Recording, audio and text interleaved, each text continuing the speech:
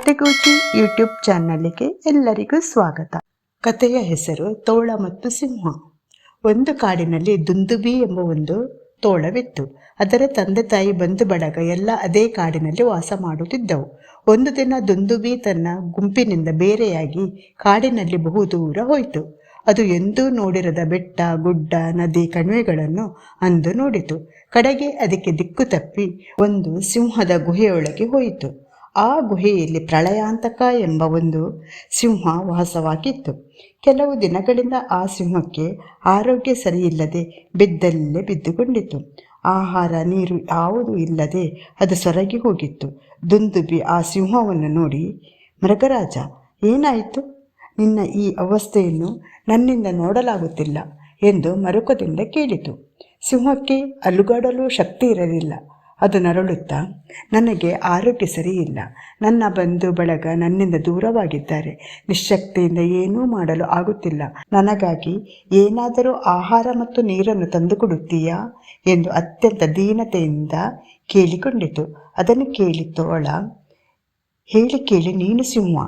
ನಿನ್ನ ಮಾತನ್ನು ನಂಬಿ ನಾನು ನಿನಗೆ ಸಹಾಯ ಮಾಡಿದರೆ ಚೇತರಿಸಿಕೊಂಡ ಮೇಲೆ ನೀನು ನನ್ನನ್ನು ಸುಮ್ಮನೆ ಬಿಡುವೆಯಾ ಎಂದು ಅನುಮಾನ ವ್ಯಕ್ತಪಡಿಸಿತು. ಆಗ ಸಿಂಹ, ತೋಳರಾಯ, ನನ್ನನ್ನು ನಂಬು. ನಾನು ದುಷ್ಟ ಮೃಗಗಳ ಜಾತಿಗೆ ಸೇರಿದವನಾದರೂ ನಂಬಿದವರಿಗೆ ಮೋಸ ಮಾಡುವಷ್ಟು ದುಷ್ಟನಲ್ಲ. ನೀನು ಈಗ ನನ್ನ ಸಮಯಕ್ಕಾದರೆ ನಾನು ಜೀವಮಾನ ಪೂರ್ತಿ ನಿನ್ನನ್ನು ಕಾಪಾಡುವೆ ಎಂದು ಭರವಸೆಯನ್ನು ಕೊಟ್ಟಿತು. ತೋಳ ಧೈರ್ಯ ತಂದುಕೊಂಡು ಅದರ ಹತ್ತಿರ ಹೋಯಿತು.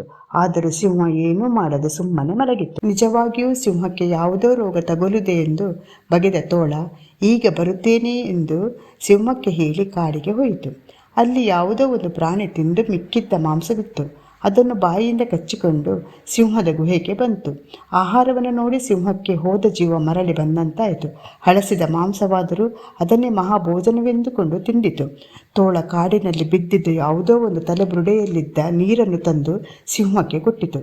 ಬಾಯಾರಿದ ಸಿಂಹ ಅದನ್ನು ಅಮೃತವೆಂಬಂತೆ ಕುಡಿಯಿತು. ನಂತರ ತೋಳ, ಸಿಂಹರಾಜ, ಹೊತ್ತಾಯಿತು. ನಮ್ಮವರು ನನಗಾಗಿ ಕಾಯ್ತಿರುತ್ತಾರೆ. ನಾನು ಬರುತ್ತೇನೆ ಎಂದಿತು. ಅದಕ್ಕೆ ಸಿಂಹ, ನಿನ್ನ ಉಪಕಾರವನ್ನು ನಾನು ಯಾವತ್ತೂ ಮರೆಯುವುದಿಲ್ಲ.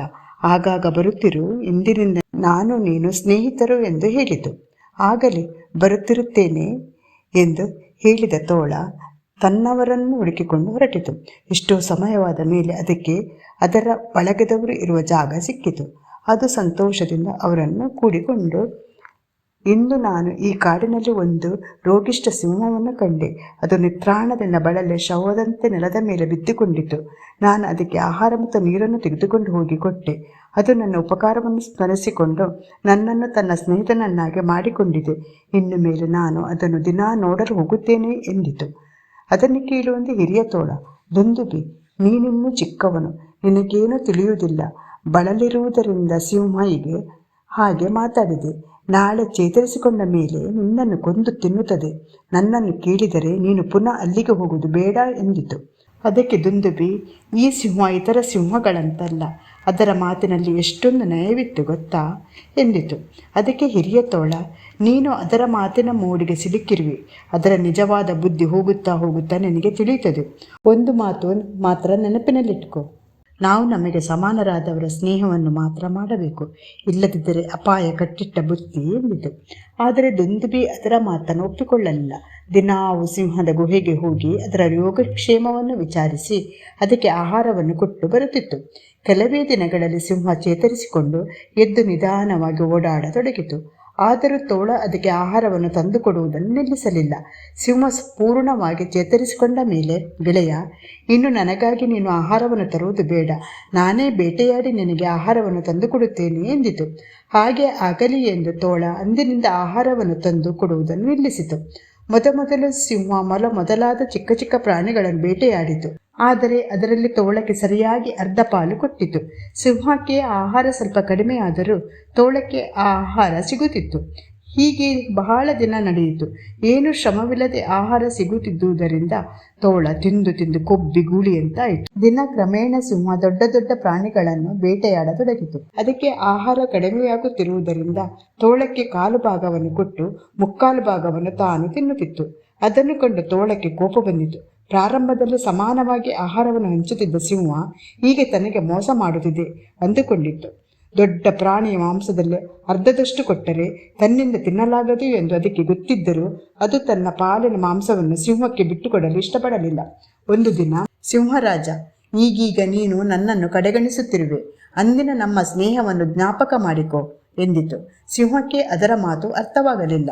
ನಾನೆಲ್ಲಿ ನಿನ್ನನ್ನು ಕಡೆಗಣಿಸಿರುವೆ? ದಿನವೂ ಬೇಟೆಯಾಡಿ ನಿನಗೆ ಆಹಾರವನ್ನು ತಂದುಕೊಡುತ್ತಿರುವೆ. ನಿನಗೇನು ಕಡಿಮೆಯಾಗಿದೆ ಹೇಳು ಎಂದು ಕೇಳಿತು ತೋಳ. ಮೊದಮೊದಲು ನೀನು ನನಗೆ ಬೇಟೆಯಾಡುವುದರಲ್ಲಿ ಅರ್ಧ ಭಾಗವನ್ನು ಸರಿಯಾಗಿ ಕೊಡುತ್ತಿದ್ದೆ. ಆದರೆ ಈಗ ಸ್ವಲ್ಪ ಮಾತ್ರ ನನಗೆ ಕೊಟ್ಟು ಉಳಿದೆಲ್ಲವನ್ನು ನೀನೊಬ್ಬನೇ ತಿನ್ನುತ್ತಿರುವೆ. ಇದು ಸರಿಯೇ ಎಂದು ಕೋಪದಿಂದ ಕೇಳಿತು. ಸಿಂಹ ನಗುತ್ತಾ, ಓ ಅದಾ ವಿಷಯ. ನನ್ನದು ದೊಡ್ಡ ಹೊಟ್ಟೆ, ಅದಕ್ಕೆ ಜಾಸ್ತಿ ಆಹಾರವನ್ನು ತೆಗೆದುಕೊಳ್ಳುತ್ತಿದ್ದೇನೆ. ನಿನ್ನದು ಚಿಕ್ಕ ಹೊಟ್ಟೆ, ಅದಕ್ಕೆ ಕಡಿಮೆ ಆಹಾರವನ್ನು ಕೊಡುತ್ತಿದ್ದೇನೆ ಎಂದಿತು. ಅದನ್ನು ಕೇಳಿ ತೋಳ, ನೀನು ಹೀಗೆ ಮಾಡಿದರೆ ನಾನು ಸುಮ್ಮನೆ ಇರುವುದಿಲ್ಲ. ನಾನು ತಿನ್ನಲಿ ಬಿಡಲಿ, ನನ್ನ ಭಾಗ ನನಗೆ ಕೊಡು ಎಂದಿತು. ಅದನ್ನು ಕೇಳಿ ಸಿಂಹಕ್ಕೆ ಸಿಟ್ಟು ಬಂದರೂ ಅದರ ಉಪಕಾರವನ್ನು ನೆನೆದು, ಹಾಗೆ ಆಗಲಿ, ನಾಳೆಯಿಂದ ನಿನಗೆ ಸರಿಯಾಗಿ ಅರ್ಧ ಭಾಗವನ್ನು ಕೊಡುತ್ತೇನೆ ಎಂದಿತು. ಅದರಂತೆ ಸಿಂಹ ಮರುದಿನದಿಂದ ತೋಳಕ್ಕೆ ಸರಿಯಾಗಿ ಅರ್ಧ ಪಾಲು ಕೊಡತೊಡಗಿತು. ತೋಳ ತನಗೆ ಬೇಕಾದಷ್ಟು ತಿಂದು ಉಳಿದುದನ್ನು ಬಿಸಾಡುತ್ತಿತ್ತು. ಆದರೆ ಪಾಪ ಸಿಂಹ ತನ್ನ ಹೊಟ್ಟೆಗೆ ಸಾಕಾಗದೆ ಪರದಾಡುತ್ತಿತ್ತು. ಹೀಗಿರಲು ಒಂದು ದಿನ ಸಿಂಹಕ್ಕೆ ಎಲ್ಲೂ ಆಹಾರ ದೊರಕಲಿಲ್ಲ. ಬರೀ ಕೈಯಲ್ಲಿ ಗೆಳೆಯನ ಬಳಿಗೆ ಬಂದಿತು. ಅದನ್ನು ಕಂಡು ತೋಳ, ನೀನು ಎಂಥ ಅಪ್ರಯೋಜಕ, ಹೇಗಾದರೂ ಮಾಡಿ ಆಹಾರವನ್ನು ಬೇಟೆಯಾಡಿ ತರಲೇಬೇಕು, ಇಲ್ಲದಿದ್ದರೆ ನಾನು ಸುಮ್ಮನಿರುವುದಿಲ್ಲ ಎಂದು ಜೋರು ಮಾಡಿತು. ಸಿಂಹಕ್ಕೆ ಈಗ ರೇಗಿತು. ಕಾಡಿನ ರಾಜನಾದ ನಾನು ಒಂದು ತೋಳ ಹೇಳಿದಂತೆ ನಡೆದುಕೊಳ್ಳಬೇಕೆ? ಅಲ್ಪರ ಸಂಗ ಮಾಡಿದರೆ ಹೀಗೇ ಆಗುವುದು ಅಂದುಕೊಂಡು ಇಂದು ನಾನು ಬೇಟೆಯಾಡಲು ಕಾಡಿಗೆ ಹೋಗುವುದಿಲ್ಲ. ನನ್ನ ಬೇಟೆ ಇಲ್ಲೇ ಇದೆ ಎಂದು ಹಿಂದೆ ಮುಂದೆ ನೋಡದೆ ತೋಳನ ಮೇಲೆ ಎರಗಿತು. ಅದನ್ನು ತೋಳ ನಿರೀಕ್ಷಿಸಲಿಲ್ಲ. ಭಯದಿಂದ ನಡುಗುತ್ತಾ, ಸಿಂಹರಾಜ, ನಾನು ನಿನ್ನ ಮಿತ್ರ ಎಂದಿತು. ಆಗ ಸಿಂಹ, ನಿನ್ನಂಥ ಅಲ್ಪನನ್ನ ಮಿತ್ರ ಎಂದು ಹೇಳಿಕೊಳ್ಳಲು ನನಗೆ ನಾಚಿಕೆಯಾಗುತ್ತದೆ. ಇನ್ನು ನಿನ್ನನ್ನು ನಾನು ಉಳಿಸಿದರೆ ಕಾಡಿನಲ್ಲಿ ನನ್ನ ಮಾನವನ ರಾಜಮ ಹಾಕುವೆ ಎಂದು ಹೇಳಿ ತೋಳದ ಕುತ್ತಿಗೆಗೆ ಬಾಯಿ ಹಾಕಿತು. ಆಗ ತೋಳಕ್ಕೆ ತನ್ನ ಹಿರಿಯರು ಹೇಳಿದ ಮಾತು ಜ್ಞಾಪಕಕ್ಕೆ ಬಂತು. ಆದರೆ ಅಷ್ಟರಲ್ಲಿ ಸಿಂಹ ತೋಳದ ಪ್ರಾಣವನ್ನು ತೆಗೆಯಿತು. ನೀತಿ: ಸ್ನೇಹಿತರನ್ನು ಆರಿಸಿಕೊಳ್ಳುವಾಗ ಸಮಾನರಾದವರನ್ನು ಆರಿಸಿಕೊಳ್ಳಬೇಕು. ಅಲ್ಪರ ಸಹವಾಸವನ್ನು ಮಾಡಿದರೆ ಅವಮಾನವನ್ನು ಅನುಭವಿಸಬೇಕಾಗುತ್ತದೆ. ಇದು ಕತೆ ನಿಮಗೆ ಇಷ್ಟವಾದಲ್ಲಿ ಕತೆಗೋಚಿ ಚಾನಲ್ಗೆ ಸಬ್ಸ್ಕ್ರೈಬ್ ಮಾಡಿ ಮತ್ತು ಲೈಕ್ ಹಾಗೂ ಶೇರ್ ಮಾಡಿ.